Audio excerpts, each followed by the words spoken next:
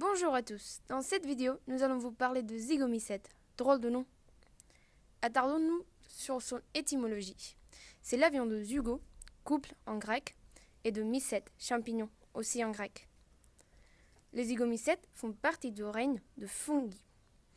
Il y a à peu près 1000 espèces dans les zygomycètes, ce qu'on appelle le champignon dans notre assiette.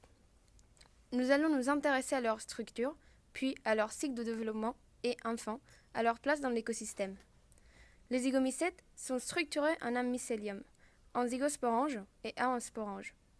La partie principale est le mycélium. Le mycélium est un réseau qui se forme sous terre, constitué d'hyphes. Les hyphes sont de structures filamenteuses formées de cellules.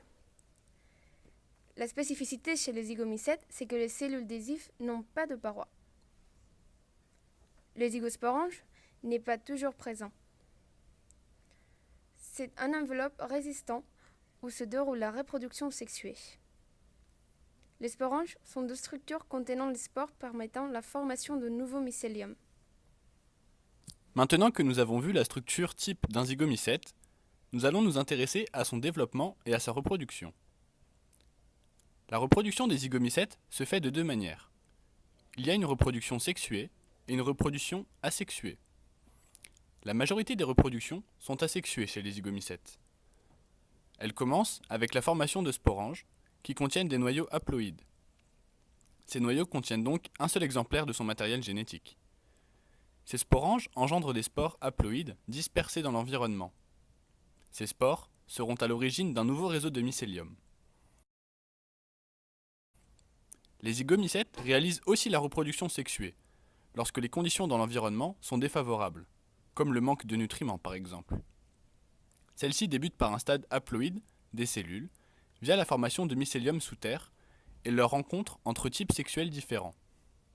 Survient ensuite le phénomène de plasmogamie.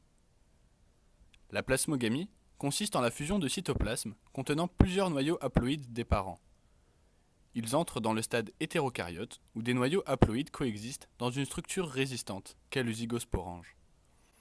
Vient ensuite la karyogamie, c'est-à-dire la fusion des noyaux et l'entrée dans le stade diploïde, suivie de la méiose qui consiste en la germination du zygosporange en un sporange qui contient des spores haploïdes qui seront dispersés dans l'environnement pour germer en de nouveaux mycéliums, etc., etc.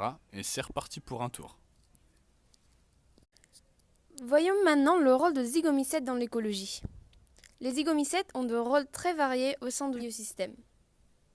Ils peuvent jouer des rôles de décomposeurs en se nourrissant de fruits tombés des arbres, mais ils peuvent aussi être des parasites, s'ils colonisent un fruit encore en place.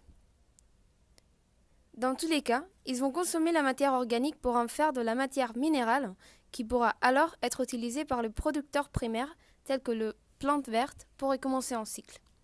Parfois, un zygomycète se retrouve sur un animal, mais ni l'un ni l'autre n'ont d'impact sur le développement. On parle alors de commensalisme, une relation neutre. Et voilà, vous savez maintenant à quoi ressemble un zygomycète, comment il fonctionne et à quoi il sert.